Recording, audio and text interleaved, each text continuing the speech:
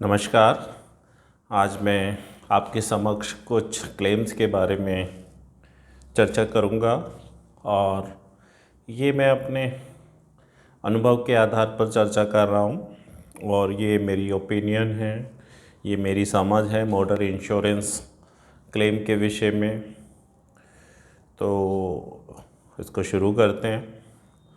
अभी हाल फिलहाल में मुझे एक वर्कशॉप प्रतिनिधि का फ़ोन आया। उनके यहाँ एक मोटर ओडी क्लेम था और जो जो उस क्लेम को डील कर रहे थे, बीमा कंपनी की तरफ से लॉस असेस कर रहे थे, उन्होंने उस क्लेम को रैपिडेट किया था। और ये क्लेम को ये सरकारी क्षेत्र की साधारण बीमा कंपनी के अंतर्गत क्लेम था और ये क्लेम 10,000 रुपये से नीचे अमाउंट का क्लेम था। तो बीमा नियमों के अनुसार इस क्लेम के लिए सेटलमेंट करने के लिए इंश्योरेंस कंपनी को कंपलसरी एक अप्रूव्ड सर्वेयर की रिपोर्ट की आवश्यकता नहीं थी। तो इसलिए बीमा कंपनी ने इस क्लेम में एक अप्रूव्ड सर्वेयर अपॉइंट नहीं किया था, बल्कि एक लॉस एडजस्टर एजेंसी LLA, जिसको शॉर्ट में कहते हैं शायद लॉस असेसर एजेंसी या लॉस एडजस्टर एजेंसी, जो कुछ भी है, इन शॉर्ट उसको LLA बोलते हैं, तो मैं LLA बोलता हूँ। तो ये बीमा कंपनी का ये एक कॉन्ट्रैक्ट फॉर्म्स एक फॉर्म है LLA, जिससे उनका कॉन्ट्रैक्ट था, जो उनके 50,000 से नीचे के क्लेम को डील करती थी। तो जो इनके यहाँ से आया, मुझे नहीं पता उसकी क्या क्वालिफ़िकेशन थी या क्या थी। तो ये एक निजी कार का क्लेम था, प्राइवेट कार पैकेज पॉलिसी के अंतर्गत मोटर ओडी क्लेम 10,000 से नीचे अमाउंट का क्लेम था और ये एक विंड स्क्रीन ग्लास का क्लेम था। तो साहब ये ग्लास टूटा, वर्कशॉप ने क्लेम को बीमा कंपनी को इंटीमेट किया, बीमा कंपनी ने LLA को अपॉइंट किया और LLA ने जब ये क्लेम को सेटल असेसमेंट करना था, उन्होंने इस क्लेम को रैपिडेट किया। उनका रैपिडेट करने का कारण था कि जो इस क्लेम में जो ड्राइविंग लाइसेंस इन्वॉल्व था, वो ट्रांसपोर्ट व्हीकल के लिए था वैलिडिटी, और नॉन ट्रांसपोर्ट के लिए उसके आगे NA लिखा हुआ था। तो जो ट्रांसपोर्ट व्हीकल की वैलिडिटी थी वो 2026 तक थी, वो वैलिड एंड इफ़ेक्टिव था। जो भी बीमा कंपनी के प्रतिनिधि थे, उन्होंने वर्कशॉप से कहा, साहब ये क्लेम आपका नो क्लेम है, क्योंकि इसमें LMV प्राइवेट या खाली LMV बीमा नहीं है, तो इसलिए नो क्लेम है। वर्कशॉप ने उनसे राइटिंग में मांगा, तो उन्होंने राइटिंग में भी क्लेम रेपुटेशन के लिए लेटर लिखा कि ये क्लेम, चूँकि इस पर LMV लाइसेंस नहीं था, तो इसलिए ये क्लेम उनकी तरफ से रेपुडेट किया जाता है। तो जब ये सब चीज़ें मुझे उन्होंने बताई, दिखाई, शेयर की व्हाट्सएप के थ्रू, तो मुझे बहुत अजीब लगा। मैंने क्या, ये जो साहब जिन्होंने भी इसको सर्वे किया, उन्हें मोटर व्हीकल एक्ट की नॉलेज नहीं है और उन्हें मोटर व्हीकल एक्ट पढ़ने की ज़रूरत है। जो ट्रांसपोर्ट व्हीकल है वो ऑलरेडी LMV व्हीकल के लिए वैलिड होता है। जो LMV लाइट मोटर व्हीकल के लिए लाइसेंस है, वो मिनिमम क्वालिफ़िकेशन है ट्रांसपोर्ट व्हीकल के लिए। जिस पे LMV होगा उसी के लिए ट्रांसपोर्ट व्हीकल के लिए ट्रांसपोर्ट लाइसेंस उसका बनेगा। एक तरीके से LMV लाइसेंस पे एनरोलमेंट करके ट्रांसपोर्ट लाइसेंस बनता है ट्रांसपोर्ट कैटेगरी के लिए। तो ट्रांसपोर्ट जो व्हीकल क्लास है उसका ऑलरेडी LMV वैलिड होता है और इसके लिए वो मोटर व्हीकल एक्ट, जो इंडियन मोटर व्हीकल एक्ट है, उसको पढ़ सकते हैं। ये उन्होंने पढ़ा नहीं है, इस वजह से ऐसा ये रहा है। तो मैंने इस वर्कशॉप को मोटर व्हीकल एक्ट और ये एक जोधपुर लॉ यूनिवर्सिटी का एक ड्राइविंग लाइसेंस के विषय में एक आर्टिकल है वो, और एक LMV मीन्स LMV है। LMV का मतलब ना ट्रांसपोर्ट ना, वो जो एक जजमेंट था, उसके बाद एक मिनिस्ट्री ने एक ऑर्डर पास किया था, उसकी कॉपी ये भेजी। उसके बाद वर्कशॉप ने वो उन LLA प्रतिनिधि को ये सब चीज़ें जानकारी भेजी। उसके बाद उन्होंने ये तो नहीं कहा कि ये क्लेम अब मिल जाएगा। उन्होंने कहा ठीक है साहब, अभी 2 दिन छुट्टी है और जिस दिन ट्यूसडे में ऑफिस खुलेगा तो मैं बीमा कंपनी से डिस्कस करके फिर आपको अपडेट करूँगा। तो इन्होंने मुझे बताया, मैंने कहा क्लेम तो आपका ये मिलना ही है, क्योंकि बीमा कंपनी इस तरीके के क्लेम डील करती रहती है, उनको मालूम है। तो ये क्लेम ट्यूसडे आपको मिल ही जाएगा। तो यहाँ पे जो लॉस एडजस्टर एजेंसी थी उसके प्रतिनिधि को मोटर व्हीकल एक्ट का ज्ञान नहीं था, इस वजह से उसने क्लेम रेप्यूडिएट किया। जो इंश्योर्ड है उसको तो मालूम ही नहीं कि उसका क्लेम क्यों रेप्यूडिएट किया जा रहा है, वो परेशान। और जो वर्कशॉप थे उसको भी जानकारी नहीं थी कि इसमें क्या जवाब देना चाहिए और कैसा देना चाहिए। तो उसने अगर मेरे से संपर्क किया तो उसे जानकारी मिली और उसने अपने इस क्लेम के लिए फ़ाइट की। और मुझे लग रहा है कि 1-2 दिन जो ट्यूसडे है उसको क्लेम मिल ही जाएगा, क्योंकि ये तो वैलिड है। ये तो ऐसा वो है कि जैसे सूरज पूरब से निकलता है, इसमें कोई शक और शुबे वाली बात ही नहीं है। तो इस तरीके से उनका क्लेम, जो भी क्लेम था छोटा मोटा 6-7 हज़ार रुपये का, वो मिल जाएगा। क्योंकि लाइसेंस ट्रांसपोर्ट जो व्हीकल है वो LMV व्हीकल के लिए ऑलरेडी वैलिड होता है। 2 व्हीलर एक अलग कैटेगरी है, 2 व्हीलर के लिए 2 व्हीलर, और ट्रांसपोर्ट व्हीकल वो LMV प्लस ट्रांसपोर्ट व्हीकल के लिए वैलिड होता है। तो इस तरीके से इन्होंने अपना हक लिया। इसी प्रकार मैं अभी एक क्लेम आपको और बता रहा हूँ। एक खुर्जा के रहने वाले हैं व्यक्ति, लड़के ही हैं। उन्होंने लास्ट ईयर एक गाड़ी खरीदी सेकेंड हैंड मारुति स्विफ्ट, और अपने नाम ट्रांसफ़र किया। बीमा उसका वो चलता ही रहा, उनको पता ही नहीं था कि ये ट्रांसफ़र भी कराना होता है। उसके बाद वो उसका बीमा कंप्लीट हुआ, कुछ गैप हो गया। थोड़े दिन बाद उन्होंने उसका बीमा policybazaar.com, जो बीमा ब्रोकर है पॉलिसी बाज़ार, उसके थ्रू उसका बीमा कराया। बीमा कराते समय policybazaar.com का, मैं .com लगा रहा हूँ, पता नहीं, पॉलिसी बाज़ार ही मानिए। पॉलिसी बाज़ार से एक प्रतिनिधि आया, उसने उनसे जो पेपर्स चाहिए थे वो सारे लिए। क्योंकि पिछली पॉलिसी और इस पॉलिसी में गैप था और ऑनरशिप भी ट्रांसफ़र थी, तो इस वजह से इस गाड़ी का प्री इंस्पेक्शन और गैप भी था, तो प्री इंस्पेक्शन हुआ।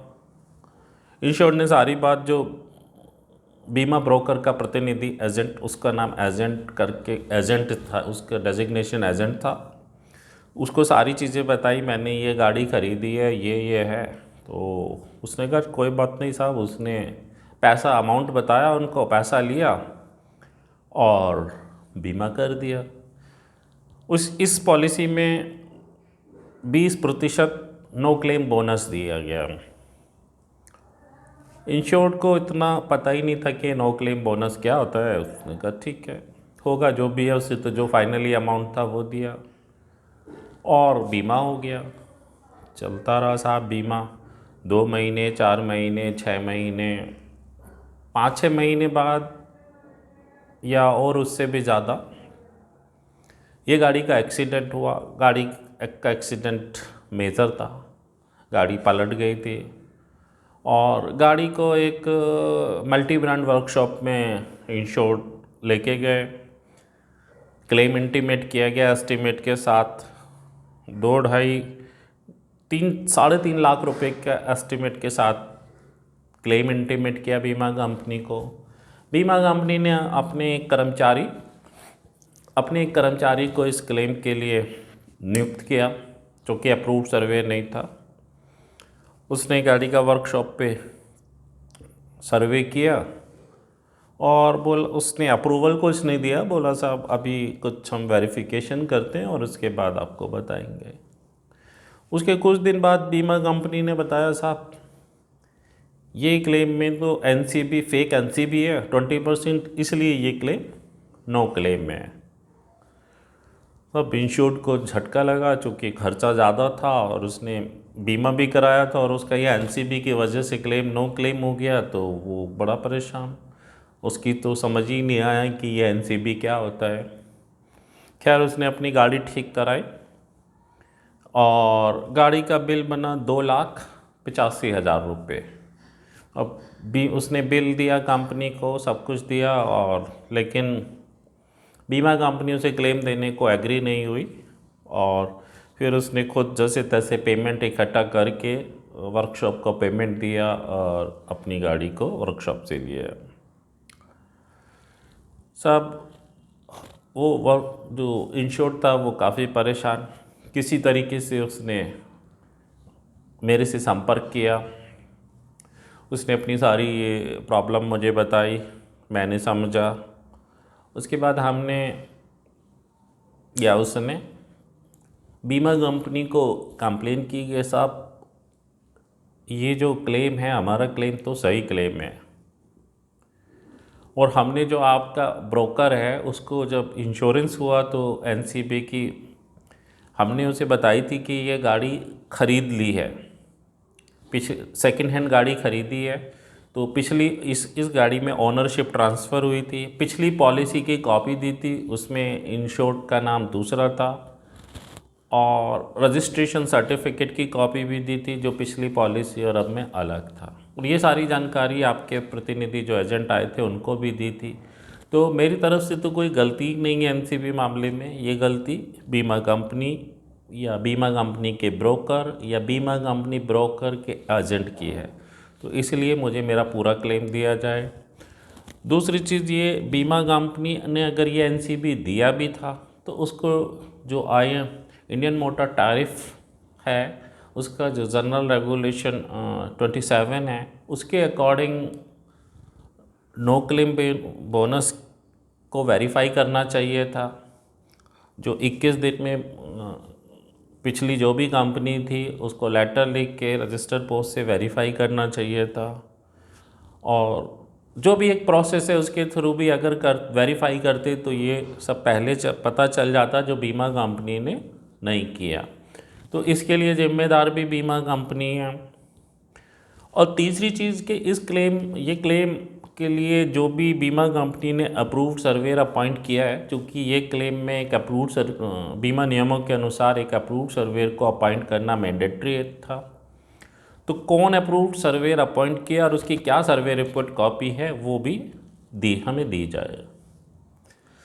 साहब बीमा कंपनी से ये कम्युनिकेशन चलता रहा, लेकिन बीमा कंपनी बस वही कि नहीं साहब ये आपकी गलती है और ये क्लेम नहीं मिल सकता, यही सब कहती रही। कम्युनिकेशन चलता रहा, उसके लिए बहुत सारे प्रूफ्स दिए गए। यहाँ तक भी एक न्यू इंडिया इंश्योरेंस कंपनी का एक सर्कुलर है कि वो उनके यहाँ अगर क्लेम होता है तो वो जितना एनसीबी गलत होता है, जितना फेक एनसीबी लिया उतना क्लेम काट के, उतना प्रतिशत क्लेम काट के इंश्योर्ड को देती है। तो एक सपोर्ट में वो भी दिया गया कि इंडिया की जो लीडिंग जनरल इंश्योरेंस कंपनी है वो इस तरीके के डिस्प्यूटेड क्लेम में इस तरीके से डील करती है। लेकिन वैसे यहाँ इस क्लेम में किसी भी तरीके से गलती इंश्योर्ड की नहीं है, लेकिन और बहुत सारे इंश्योरेंस ऑम्बड्समैन और कोर्ट्स के जजमेंट शेयर किए गए सपोर्ट में, लेकिन बीमा कंपनी नहीं मानी। दिन बीतते गए बीतते गए बीतते गए, आखिर में बीमा कंपनी ने एक सर्वे रिपोर्ट दी। उस सर्वे रिपोर्ट देख के पता चला कि जो बीमा कंपनी ने अपॉइंट किया अप्रूव्ड सर्वेयर उनका नाम क्या है। ये 1 पेज की सर्वे रिपोर्ट थी। इस सर्वे रिपोर्ट में सर्वेयर का सिर्फ नाम लिखा हुआ था, कोई एड्रेस या फ़ोन नंबर नहीं था। इस सर्वे रिपोर्ट में कोई असेसमेंट नहीं थी। इस सर्वे रिपोर्ट पे मोहर लगी थी सर्वेयर साहब की, उस पे लाइसेंस नंबर दूसरा था, और जो सर्वे रिपोर्ट में प्रिंटेड था वो किसी दूसरे सर्वेयर साहब का नंबर था। जो इसला और आईआरडी की वेबसाइट पे जाके देखा वो एक लाइसेंस नंबर जो प्रिंट था उस पर वो किसी दूसरे अप्रूव्ड सर्वेयर साहब का था। इतनी लापरवाही और गैर जिम्मेदारी से बनी हुई ये सर्वे रिपोर्ट थी कि जिसकी कोई हद नहीं। और ऐसा मालूम पड़ रहा था कि जैसे ये रिपोर्ट बीमा कंपनी ने स्वयं ही बना के और अप्रूव्ड सर्वेयर जो साहब थे उनसे मोहर लगवा ली हो। ये अप्रूव्ड सर्वेयर साहब ने ना वर्कशॉप में सर्वे इंस्पेक्शन किया था, ना आज से पहले कभी इंश्योर्ड से कोई बातचीत की थी। तो ये तो अचानक से पिक्चर में आ गए।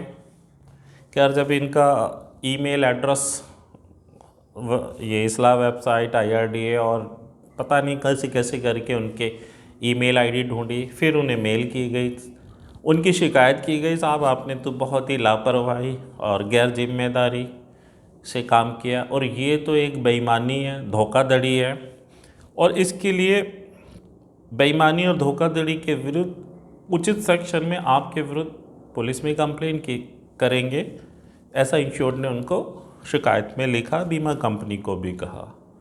क्योंकि जो टेलीफोनिक, फिर इसके बाद जब ये कंप्लेन गई तो जो ये साहब थे सर्वेयर साहब जो अचानक से जिनकी रिपोर्ट आई, उन्होंने टेलीफोन पे इंश्योर्ड से बात की। उन्होंने कहा साहब आप परेशान हो रहे हैं, ऐसा ऐसा कोई नहीं, और आप अगर पहले ही बात करते तो शायद इतनी दिक्कत नहीं आती, और मैं बीमा कंपनी से बात करता हूँ साहब, और ये सर्वे जो है हमारी टीम के एक सदस्य ने किया है, मैंने नहीं किया, और आपको रिपोर्ट बीमा कंपनी ने कौन सी दी है ये मुझे जानकारी नहीं, मैंने तो सही रिपोर्ट दी थी। तो इस तरीके से उन्होंने भी डाउटफुल बातें की। इंश्योर्ड के फ़ोन में सब कुछ जो बात करता था वो बाय डिफ़ॉल्ट रिकॉर्ड होता था। वैसे रिकॉर्डिंग करना गलत है किसी का फ़ोन बिना परमिशन के, लेकिन उसके पास होता था, और एक नज़रिए से देखें तो ठीक भी था, क्योंकि ये जो हैं वैसे तो अपनी गलती मानेंगे नहीं, अगर दोबारा पूछेंगे तो इसलिए रिकॉर्ड है तो उससे पलटना बहुत मुश्किल है। तो इस नज़रिए से ये रिकॉर्डिंग भी सही थी, कोई इसका उद्देश्य गलत नहीं था, ये ट्रांसपेरेंसी के नज़रिए से थी। तो ये सर्वेयर साहब ने कोई ईमेल इंश्योर्ड को कभी नहीं की थी। उसके बाद इन्होंने कहा साहब मैं बीमा कंपनी ने मुझे कहा है आपसे बात करने के लिए, इसलिए मैं, ये बीमा कंपनी के एक पपेट के भांति काम कर रहे थे और वो ही सब बता भी रहे थे कि मेरा कोई रोल नहीं। ये जो इनकी एक पेज की सर्वे रिपोर्ट थी इसमें लिखा था कि ये क्लेम बीमा, इसमें NCB का फेक है और बीमा कंपनी इस क्लेम को बंद कर सकती है। पहली चीज़ तो ये कि अप्रूव्ड सर्वेयर को बीमा पॉलिसी जो कॉन्ट्रैक्ट है उसके अनुसार क्लेम लॉस असेसमेंट करना होता है।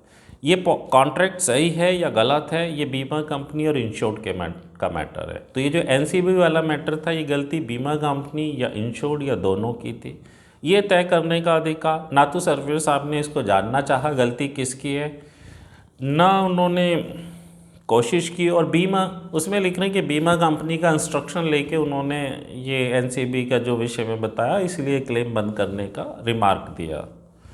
तो ये बेइंतहा अजीब सर्वे रिपोर्ट थी, जो उनकी इम्पार्शियलिटी थी वो नज़र ही नहीं आ रही थी, और विदाउट असेसमेंट रिपोर्ट, तो ये सब बहुत अजीब था। उसके बाद फिर बीमा कंपनी और हायर अथॉरिटीज़ को कंप्लेन की गई, IRDA officials, ministry of finance, और एक पब्लिक ग्रीवेंस पोर्टल है वहाँ पे भी क्लेम वो ये कंप्लेन रजिस्टर हुई। उसके बाद सर्वेयर साहब ने मेल तो कभी नहीं की, उन्होंने कहा साहब अब मैं इसकी रिपोर्ट मुझे बिल की कॉपी दे दो, मैं सही रिपोर्ट बना वो असेसमेंट करके देता हूँ। इंश्योर्ड ने वो बिल की कॉपी भी दी जो 2,85,000 का बिल था, लेकिन सर्वेयर साहब ने कभी असेसमेंट करके रिपोर्ट दी नहीं, बस कि कल दे रहा हूँ, परसों दे रहा हूँ, और बीमा कंपनी के ऑफिस आ जाओ और ये आ जाओ। बिल्कुल हुक्म के गुलाम के भांति वो काम कर रहे थे। कोई निष्पक्षता, कोई विशेषज्ञता नाम की तो कोई चीज़ ही नहीं थी।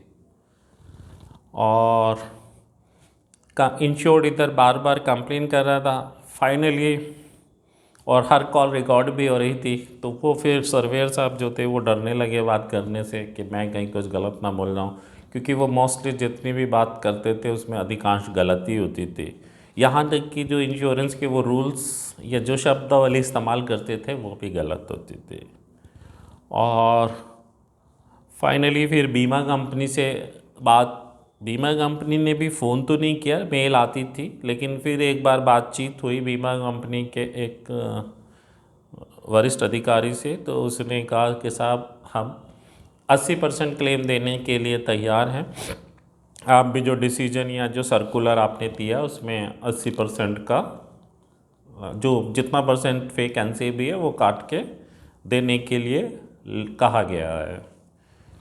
तो वैसे तो इस मामले में इंश्योर्ड की बिल्कुल गलती नहीं थी। जब ओनरशिप ट्रांसफ़र है, पिछली पॉलिसी में दूसरे का नाम है, तो आप अंडर राइटिंग कर रहे हैं, ऐसी ऐसी ऐसी उसमें ऐसी कंडीशन में नो क्लेम बोनस मिलता ही नहीं। तो इस गलती के लिए तो स्पष्ट रूप से बीमा कंपनी जिम्मेदार है। दूसरा, बीमा कंपनी में समय पे इसको वेरीफाई कराते तो भी पता चल जाता, तो यहाँ भी बीमा कंपनी जिम्मेदार है। मेरा मानना है कि इसमें इंश्योर्ड की गलती नहीं है। और बीमा इंश्योरेंस कंपनी का जो बीमा ब्रोकर है policybazaar.com, उसका एक एजेंट इंश्योर्ड के पास गया है, फिजिकली इंस्पेक्शन हुआ है और आरसी की कॉपी और पिछली बीमा पॉलिसी की कॉपी ली गई है, और उसके बाद भी ये गलती। तो ये तो ऐसे लगता है कि घोर लापरवाही बीमा कंपनी की तरफ से थी। लेकिन खैर, इंश्योर्ड को पैसे की ज़रूरत भी थी। 2,85,000 में का 80% भी क्लेम मिले तो वो उसके लिए भी तैयार था। तो इस तरीके से बीमा कंपनी ने एश्योरेंस दिया। अभी भी क्लेम मिला नहीं है, लेकिन उम्मीद है कि ये जो इस कमिंग वीक है इसमें इंश्योर्ड को 80% के अराउंड, कुछ हो सकता है थोड़ा बहुत रिपेयरिंग में कुछ चीज़ें ज़्यादा हों वो कट जाएं, तो 80% क्लेम मिल जाएगा। बीमा कंपनी इसमें 5% साल्वेज काटने के लिए भी कह रही थी, तो वो उसका विरोध किया गया कि साहब बीमा कंपनी अपनी साल्वेज को खुद बेचे, साल्वेज हमें डिडक्शन नहीं चाहिए। इंश्योरेंस कंपनी की क्लेम क्षतिपूर्ति, क्लेम इंडेमनिफिकेशन की जिम्मेदारी है, बीमा कंपनी खुद साल्वेज बेच के हमारे क्लेम की जो है भरपाई कर दे। तो उसको मना किया। वो सर्वेयर साहब ने एग्री भी किया है कि वो खुद ही बिकवा के उसकी भी क्षतिपूर्ति करेंगे। 5% वो कह रहे थे कि अपनी गाड़ी मारुति डीलर पे नहीं गई, मल्टी ब्रांड पे कराई है, इसलिए कटेगा। तो हमने कहा साहब जब गाड़ी लेके गए थे तब तो किसी ने ऐसा बताया नहीं था, ना हमें कहीं पॉलिसी में ऐसा लिखा दिखाई दिया, तो ये भी गलत है। तो अभी वो भी नहीं कटने के लिए जो सर्वेयर साहब हैं उन्होंने कहा है। तो ओवरऑल उन्होंने 80% क्लेम देने का इस कमिंग वीक में हमसे इंश्योर्ड से वादा किया है। तो उम्मीद है 80% देंगे तो ये विवाद यहीं ख़त्म हो जाएगा। वैसे इंश्योर्ड की गलती नहीं है, इसमें गलती बीमा कंपनी की है, लेकिन क्या करे, आदमी का मजबूरी है। 2,85,000 ही का जो बिल है उसको ज़ीरो कर दिया था, अब उसको 80% भी क्लेम मिलेगा। वो सर्वेयर साहब कह रहे थे शायद 2,30,000 के आसपास वो क्लेम उनके हिसाब से बन रहा है, और ये अभी छुट्टियां आ गई हैं 2-3 दिन की, तो वो इस वीक शायद उसको प्रोसेस करा देंगे। उनकी बीमा कंपनी से इनडायरेक्टली बात चल रही है, और वो रिक्वेस्ट भी कर रहे थे कि इंश्योर्ड आगे कंप्लेन ना करे, क्योंकि इंश्योर्ड डे बाय डे लगातार कंप्लेन कर रहा होता है इस मामले में। तो ये मैंने आपको आज 2 क्लेम अनुभव बताए। तो अगर कभी भी विवाद हो तो पहले ये जानिए कि आपके साथ गलत क्या हो रहा है, नियमों के अनुसार क्या गलत हो रहा है। उन जो गलत हो रहा है नियमों के अनुसार, उसके लिए हायर अथॉरिटीज़ को कंप्लेन कीजिए। अगर कोई धोखाधड़ी या चीटिंग हो रही है तो आप पुलिस में भी कंप्लेन कर सकते हैं, और अपने हक की आवाज़ उठाइए और थोड़ा सा जानिए कि सही तरीका क्या है, और सही तरीके से प्रयास कीजिए, और प्रयास राइटिंग में कीजिए, शिकायत कीजिए। कभी डरिए मत शिकायत करने से, क्योंकि अगर आप सही हैं तो डरने की कोई ज़रूरत नहीं है। ये जो नो क्लेम बोनस वाला था, ये भी थोड़ा सा डर रहे थे जब वो 80% के लिए एग्री गए, और 5% साल्वेज और 5% ये मारुति पे, तो वो एक बार उनके मन में आई कहीं बीमा कंपनी से भी ना पलट जाए। तो मैंने कहा ये बीमा कंपनी आपके कहने से या प्यार मोहब्बत की बातों से क्लेम देने के लिए तैयार नहीं हुई है, आपने चूँकि सही तरीके से शिकायत की है इसलिए देने को तैयार हुई है। और अगर डर है तो फिर तो घर बैठिए, फिर अपने हक की लड़ाई क्या लड़ेंगे आप। तो और मैंने कहा वैसे भी मैं जो डरते हैं या कमज़ोर हैं इस मामले में, मैं तो उनका साथ भी नहीं देता हूँ। खैर वो आम आदमी डरता है, इसमें कोई बड़ा अमाउंट का भी मामला है, 2,30,000 बहुत बड़ी रकम होती है, तो खैर उनका डर भी जायज़ था। लेकिन अब उनको खुशी है कि उनके 2,30,000 मिल जाएंगे और शायद इसी वीक मिल जाने चाहिए, और इस तरीके से उनकी समस्या दूर हुई। तो जो मैं कह रहा था कि हमें अपना, अगर हमारे साथ कुछ गलत हो रहा है तो उसके लिए हमें सही तरीके से अपनी आवाज़ को उठाना चाहिए और सही प्लेटफॉर्म पे अपनी शिकायत को रखना चाहिए। सही जो उसमें एक्शन ले सकते हैं उनके समक्ष अपनी शिकायत को रखना चाहिए और बार बार शिकायत को रखना चाहिए। तो इस तरीके से, और सही को जानिए कि सही क्या है, तो इस तरीके से आप अपना हक ले सकते हैं। तो आज की ये दो, काफ़ी समय लग गया है और ये दो मैं क्लेम स्टोरीज़ आपको बता चुका हूँ। तो अब इसको विराम देते हैं और फिर आगे मिलते हैं। नमस्कार।